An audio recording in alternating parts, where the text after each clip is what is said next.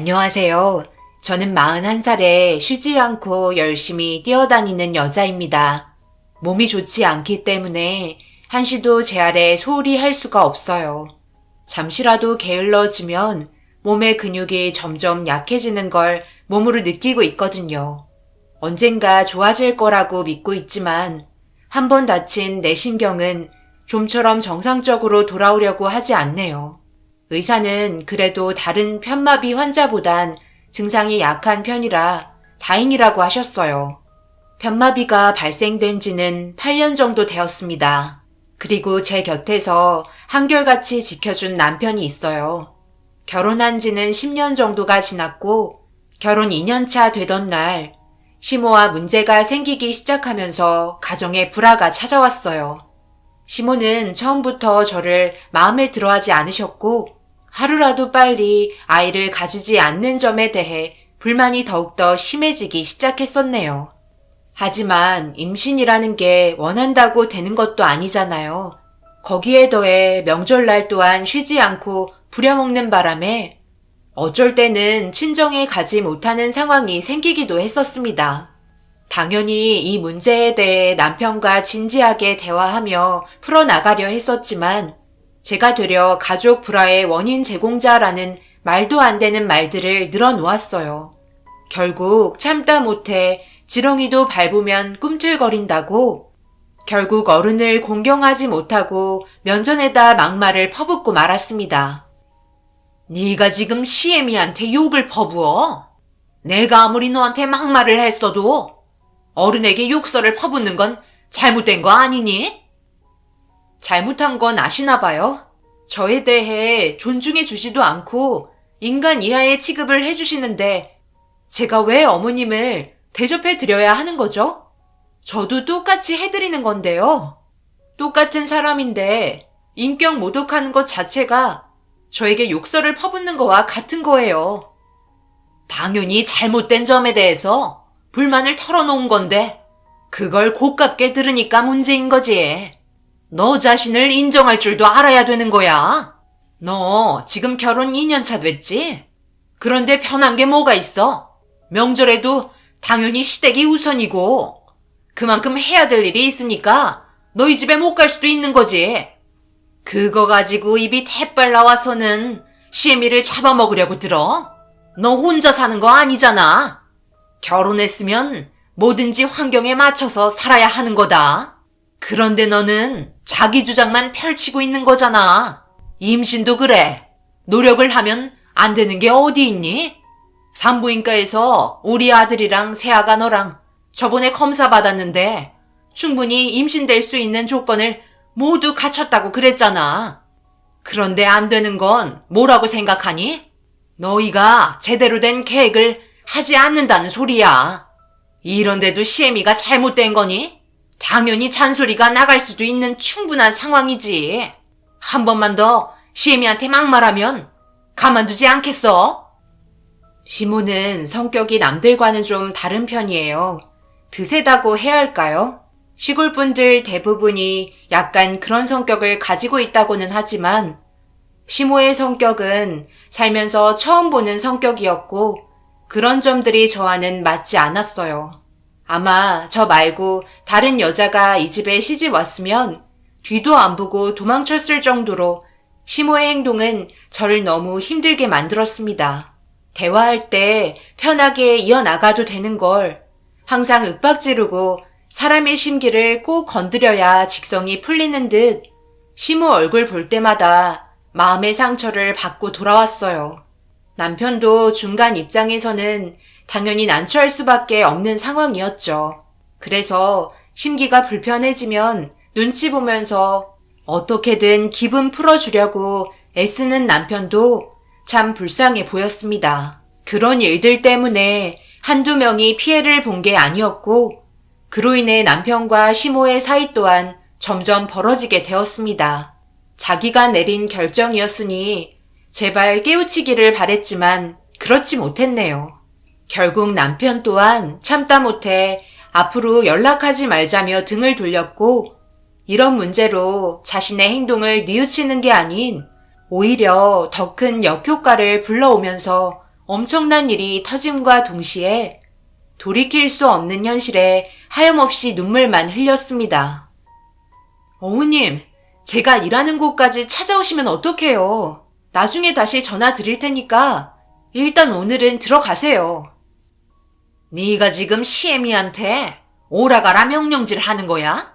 내가 여기에 아무 이유 없이 찾아온 거 같니? 도저히 참을 수가 없어서 화병 나기 전에 살고 싶어서 찾아왔다. 내가 뭘 그렇게 잘못한 거니? 나는 그저 시애미 위치에서 해야 될 일과 너에게 조언해 준 것밖에 없는데 도대체 왜 우리 아들과 인연을 끊어야 하는지 도저히 납득이 되지 않는다. 네가 다시 원상태로 돌려놓거라. 보는 눈도 많은데 머리채 잡고 패대기 칠지도 모른다. 그런 상황까지 오게 하고 싶지 않으면 지금 당장 우리 아들한테 전화해서 저녁 약속 잡고 셋이 모여 진지하게 대화로 풀어나가야 할 것 같으니까 서둘러 전화해봐라. 어머님, 그건 나중에 저희 집에 따로 오셔서 말해도 되는 문제인데 지금 주변을 보세요. 집안 망신 아니에요? 저희 가족을 뭐라고 생각하겠어요. 저는 지금 회사에서 급하게 시킨 일 때문에 서둘러 가봐야 해요. 조금 있다가 그이한테 전화통화 한번 할 테니 오늘은 이만 돌아가세요. 그러게 잘 좀 지내면 어디 덧나요? 나중에 전화 드릴게요. 일이 너무 급해서 나중에 따로 전화를 드린다고 얘기했는데도 많은 직원들이 쳐다보는 앞에서 오래 기다리지 못한다며 난리를 치기 시작했어요. 직원들이 바라보는 시선은 점점 일그러졌고 시모의 분노를 잠재우기 위해서는 그 자리에서 남편과 통화를 해야만 했어요. 그래서 시모를 데리고 조용한 곳으로 데려가야만 했고 비상계단에서 남편과 통화를 하게 됐네요. 그런데 몇 번을 시도해봤지만 받지를 않더라고요.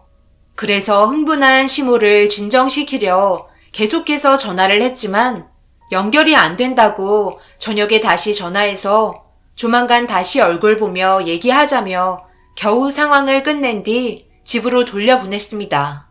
그리고 그날 하루 종일 일이 손에 잡히지도 않았고 시모가 회사에서 한바탕 난리를 치고 돌아갔기 때문에 직원 전체가 어수선해졌고 상부에게 온갖 욕은 다 먹게 되었네요. 그렇게 긴 하루의 시간이 끝이 나고 너덜거리는 몸을 이끌며 집에 돌아와 침대에 쓰러졌는데 눕자마자 남편에게 전화가 왔습니다. 그리고 그날 있었던 일에 대해 불만을 털어놓으며 괜히 남편에게 짜증을 부렸어요. 왜 이렇게 전화를 안 받는 거야? 내가 얼마나 곤란한 상황에 처했었는지 알아? 어머님이 우리 회사에 찾아오셔서는 한바탕 난리를 치고 가셨어. 얼마나 많은 욕을 먹었는데. 어머님이 당장 전화 달라고 하셨으니까 지금 전화 좀 드려. 이렇게 무턱대고 인연 끊는 것도 아닌 것 같아. 온갖 피해는 우리가 전부 다 받고 있잖아. 정말 왜 이렇게 사람을 힘들게 하는지 모르겠어. 그런 일이 있었단 말이야? 그런데 왜 당신 회사까지 가서 난리를 친 거야? 어머니가 먼저 이런 식으로 나오지 않았다면 나도 인연 끊겠다는 말은 하지 않았지. 워낙 성격대로 하시려다 보니까 더 마찰이 생기게 된 건데 그걸 왜 당신한테 뭐라고 그러는 거야? 내가 전화해서 한마디 할 테니까 당신은 쉬고 있어. 지금 막 퇴근했는데 어머니와 통화하면 조금 늦게 도착할지도 몰라. 남편도 많이 난감한 듯 저에게 미안하다며 곧바로 시모에게 전화를 한다고 얘기한 뒤 끊었습니다. 그렇게 한참 뒤 남편에게 전화가 다시 걸려왔고 좋게 해결했다며 앞으로는 저에게 함부로 대하지도 않을 거고 막말도 하지 않을 거니 더 이상 걱정하지 말라고 심적으로 제일 힘들었던 부분들을 해소시켜 주면서 모든 상황이 종료가 되는 줄 알았습니다. 그런데 남편이 1시간 뒤에 도착할 것 같다는 말에 오는 시간 맞춰 음식 준비하고 거의 도착할 때가 돼서 밖으로 나와 기다리고 있는데 갑자기 뒤에서 누군가 제 머리채를 붙잡고 흔들어대면서 난리를 치더니 동네가 떠나갈 정도로 소리치며 저에게 화를 내기 시작한 사람은 다름 아닌 시모였고, 분명 남편의 연락을 받았을 때는 잘 해결됐다고 했었는데, 자존심이 많이 상하신 건지 여러 가지 불만들이 느껴지는 시모의 행동에 저 또한 도저히 참을 수가 없었어요. 네가 정말 나와의 관계를 좋게 마무리하려고 한 게 맞기는 한 거야? 우리 아들이 전화해서 뭐라고 했는지 알아? 더 이상은 얼굴 보고 싶지 않다고, 정말 인연 끊겠다고 소리치고 난리가 아니었어. 좋게 좋게 해결하자고 내가 말했는데 감히 시애미 말을 무시해? 어차피 인연 끊고 살게 된 거 오늘 끝장 한번 보자. 너 죽고 나 죽자고. 어머님이 하신 행동이 잘된 건 아니었잖아요. 저도 어머님 돌아가신 뒤 얼마나 힘들었는지 알아요? 왜 이렇게 사람을 힘들게 하는 거예요? 저도 남들처럼 그냥 평범한 삶을 원한다고요. 제발 그만 좀 하세요. 이러면 이럴수록 더욱더 안 좋아진다고요. 결국 시모와 온 동네가 떠나갈 정도로 몸싸움이 벌어지게 되었고, 더 이상 좋아질 수 없는 관계까지 오고 말았었어요. 이성을 잃어버린 시모를 뿌리치고 도망을 치며 남편에게 급하게 전화를 걸다가 핸드폰을 떨어뜨렸고, 제 팔을 잡고 있는 힘껏 자기 쪽으로 끌어당긴 시모와 저는 쿵 하는 소리와 함께 하늘 높이 날아올라 한참 동안 떠 있다가 바닥으로 떨어지게 되었고, 정신을 차리고 눈을 떴을 때 저는 병실에 누워 있었습니다. 저를 지켜보고 있던 엄마는 괜찮냐며 눈물을 쏟아내셨고, 제가 깨어났다는 소식에 남편 또한 허겁지겁 달려와 오열을 하기 시작했어요. 그런데 제가 왜 병원에 입원을 하게 된 건지 전혀 기억이 나지 않았어요. 그리고 더 큰 충격은 몸의 반이 아무런 감각도 느껴지지 않았고, 안간힘을 써도 손가락조차 움직일 수 없을 정도로 아무것도 할 수 없었습니다. 말 또한 제대로 나오지 않아 힘겹게 어떻게 된 거냐고 물어보았어요. 그때 일들이 전혀 기억나지 않는 거야? 당신 우리 어머니와 심각하게 다투고 있었잖아. 그런데 정신없이 앞만 보며 도망을 치다가 지나가는 차량을 확인하지 못하고 길을 건너는 바람에 교통사고를 당하게 되면서 생사의 길을 몇 번이나 왔다 갔다 했었다고. 지금 당신이 교통사고 난 지 한 달 만에 깨어난 거야. 정말 아무것도 모르겠어? 그때의 기억이 전혀 기억나지 않아. 벌써 한 달이라는 시간이 지나버렸다고? 어머님은 어떻게 되셨어? 괜찮으시지? 당신보다 교통사고를 크게 당해서 결국 힘겹게 버티시다가 세상을 떠나셨어. 장례 치른 지 일주일 정도 지났네. 아무것도 기억이 나지 않은 상태였어요. 제가 마지막으로 기억한 건 집에서 남편과 통화한 게 전부였고, 이런 충격적인 상황들이 왜 이렇게까지 된 건지 받아들이기가 너무 힘들어 말을 듣지 않는 몸을 보며 쉬지 않고 눈물을 흘렸어요. 그렇게 시간이 지나면 지날수록 점점 더 정신은 피폐해져 갔고, 의사는 평생을 반신불수로 살아가야 한다는 진단을 내리면서 안타까움을 표했습니다. 힘겹게 깨어났지만 살아가겠다는 의지가 전혀 없었고, 제대로 걷지 못하는 몸을 보며 완전히 희망을 잃어버린 상태였어요. 이런 시간이 지속되면 될수록 점점 더 마비가 된 반쪽의 몸은 근육이 줄어들게 되었고, 그런 모습을 보면서도 무기력해지고 있는 정신을 되돌릴 수는 없었어요. 엄마는 아빠도 세상을 떠났는데 저까지 세상을 떠난다면 앞으로 살아갈 수 없다면서 힘들겠지만 이겨내야 한다고 눈물을 흘리셨고, 옆에 있던 남편 또한 저를 보며 괴로워하고 있었습니다. 남편과 엄마는 몸 상태를 보려고 오신 의사와 상담을 하며 어떻게 하면 좋을지 대화를 이어나가기 시작했어요.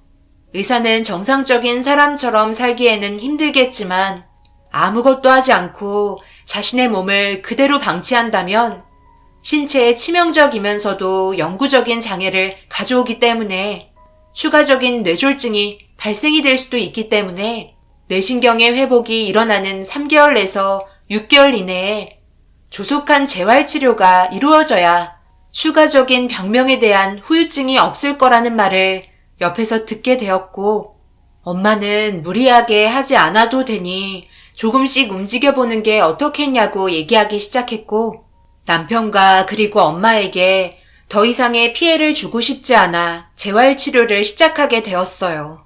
모든 건 제 의지에 달린 문제였고, 절망보단 희망을 가지고 나아가기로 결심하게 되었습니다.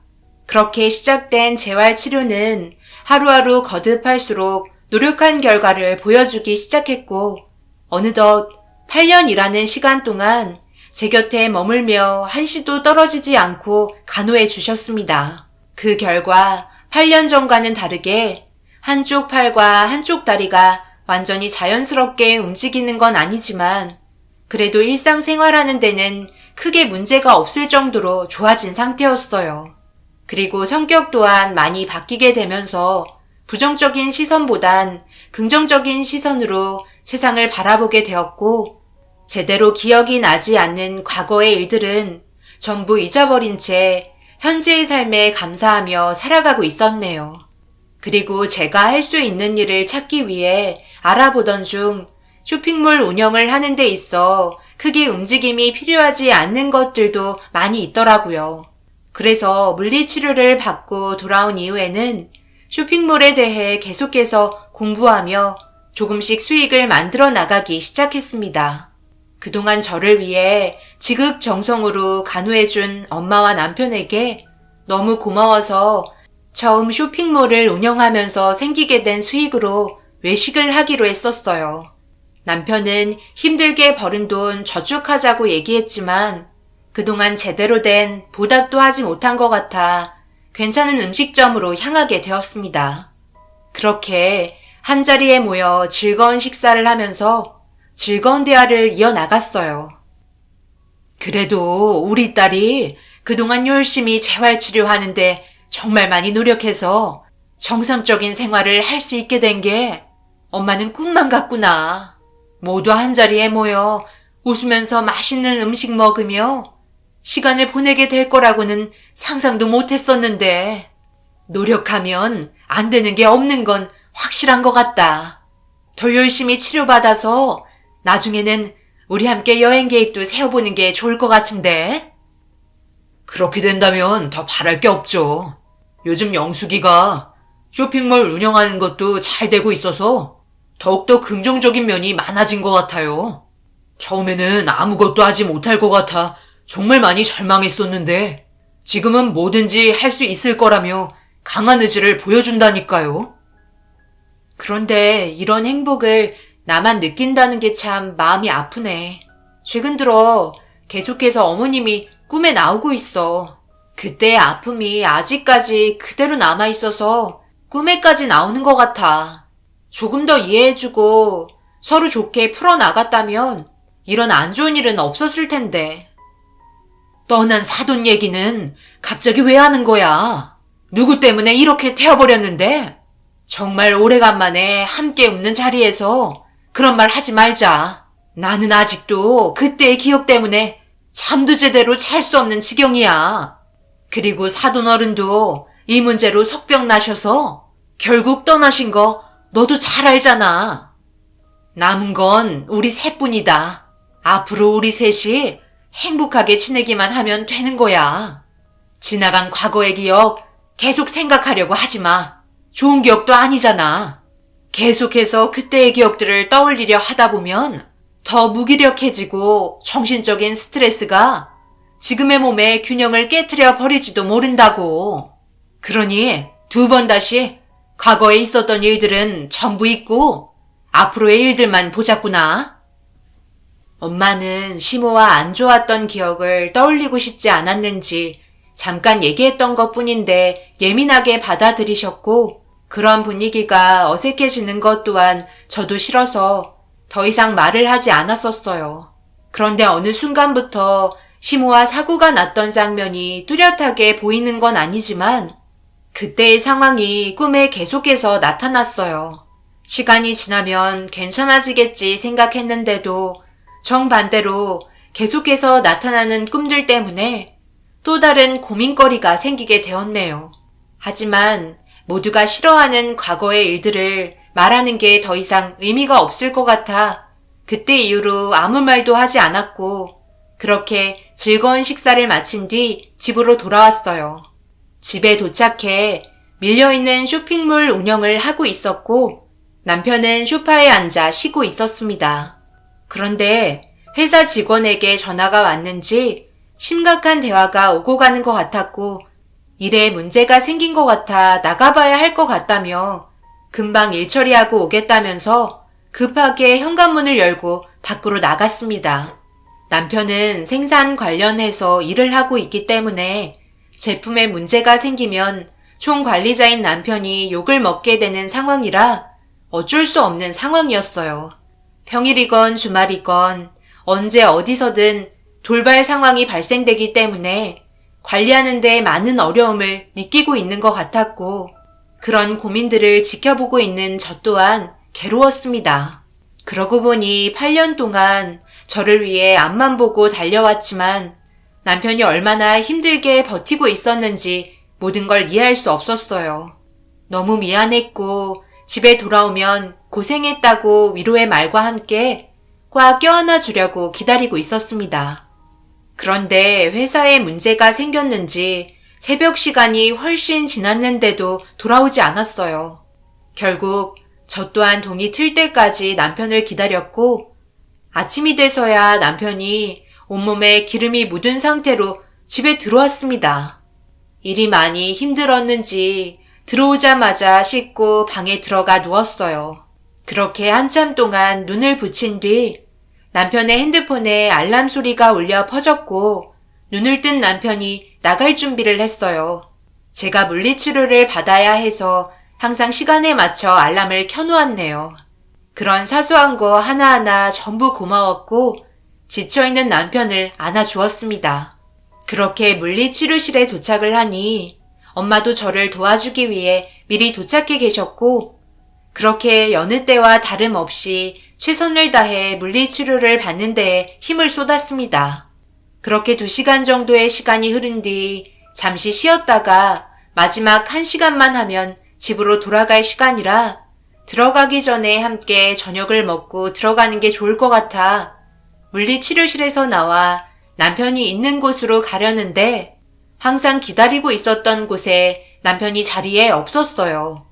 그런데 물리치료실에서 저를 부르는 소리가 들려 끝나고 다시 얘기해야 되겠다 생각하며 치료를 받으러 들어가는 순간 비상계단에서 남편의 목소리가 들려왔고 거기에는 저희 엄마와 언성을 높이며 다투는 소리가 들렸어요. 그리고 그 대화는 너무 충격적이었네요.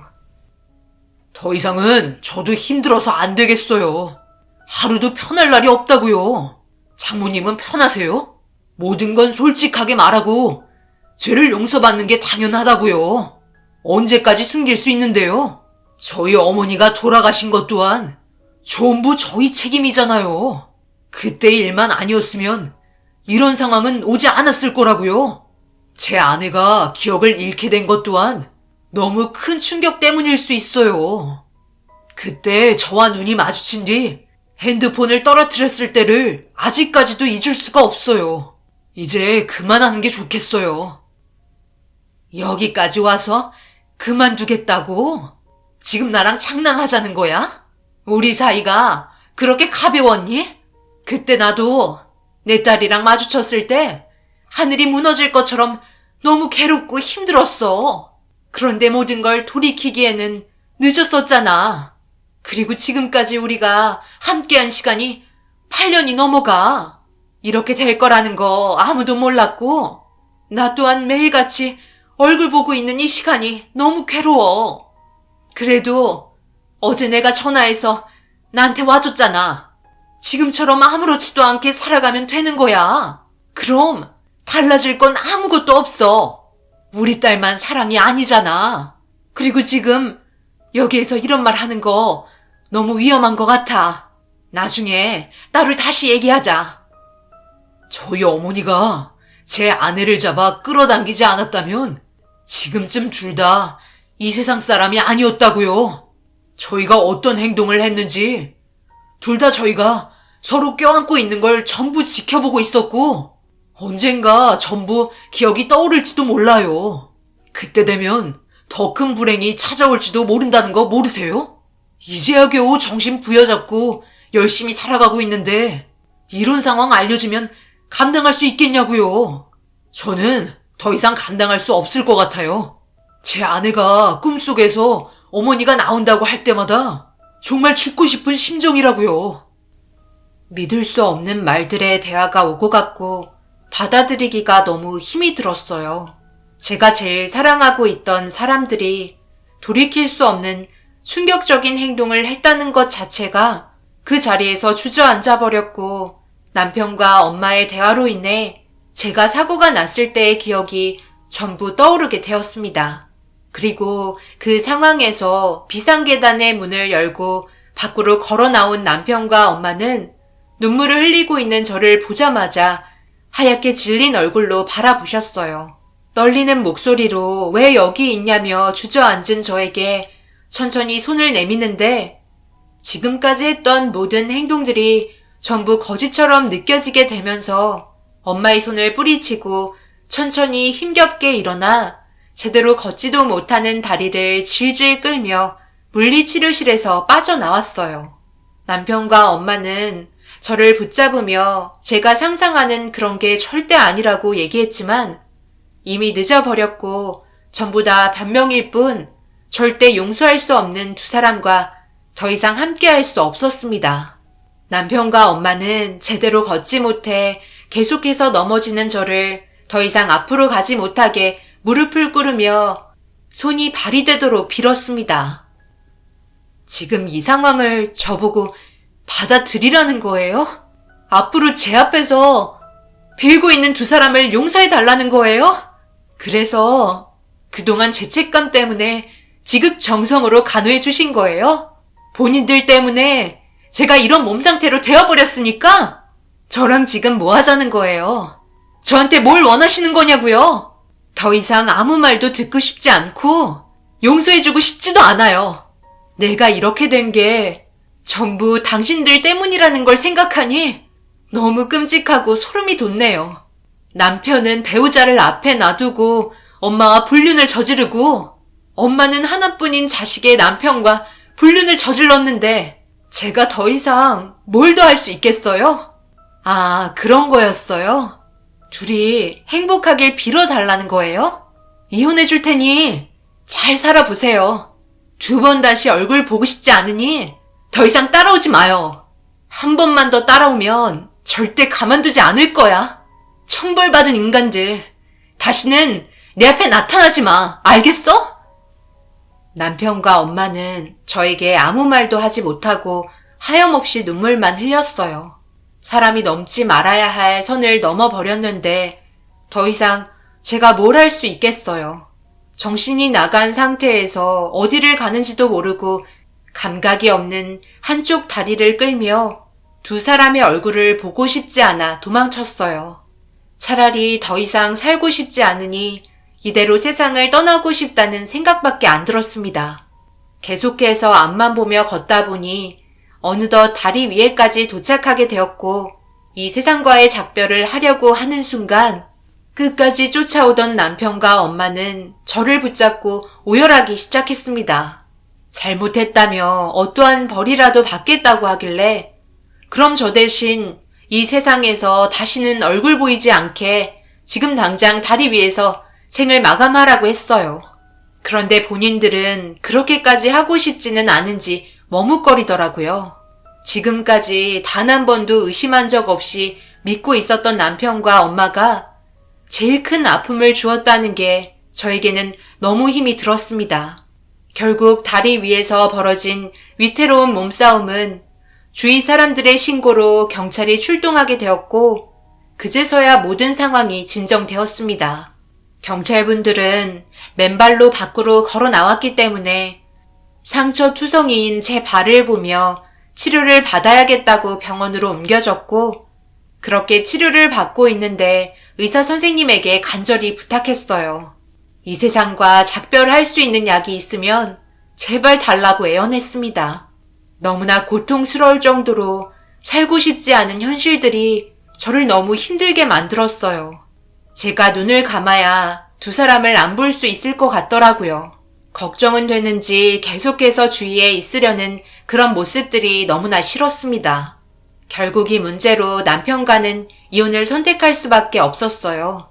당연한 결과였고 엄마와도 인연을 끊어버렸습니다. 아무도 찾을 수 없는 곳으로 홀로 이사를 와서 살고 있지만 제가 왜 살아야 하는지 이유를 모르겠어요. 시모는 그때 제가 받은 충격 때문에 핸드폰까지 떨어뜨리는 걸 보곤 교통사고가 날까봐 몸을 날려 저를 구해주셨는데 두 사람은 어떻게 그런 감정이 들 수 있었던 건지 도저히 이해할 수가 없었네요. 제가 받은 상처를 어떤 식으로 치유해야 될지 모르겠어요. 여러분들께서는 제 입장이시라면 앞으로 어떤 식으로 살아가실 건가요? 몸도 망가지고 남편도 버리고 엄마도 버렸습니다. 홀로 남겨진 제가 앞으로 뭘 해야 할지 모르겠어요. 제 인생이 참 한심스럽기만 합니다. 분명 언젠가 두 사람은 자신들이 받은 죗값을 제가 받은 고통의 몇십 배는 받겠죠? 두 사람이 정상적인 삶을 살지 않았으면 좋겠어요. 제 사연 들어주신 여러분들, 죄송하지만 저에게 힘이 되어줄 수 있는 위로의 말과 앞으로 어떤 식으로 살면 좋을지 길잡이가 되어주시면 감사하겠습니다. 이미 포기해버린 인생이지만 살아야 한다면 인생 경험이 많은 선배님들의 조언을 듣고 싶네요. 오늘 하루 마무리 잘하시고 여러분들께서도 항상 힘내시길 바라며 제 사연을 마치겠습니다. 감사합니다.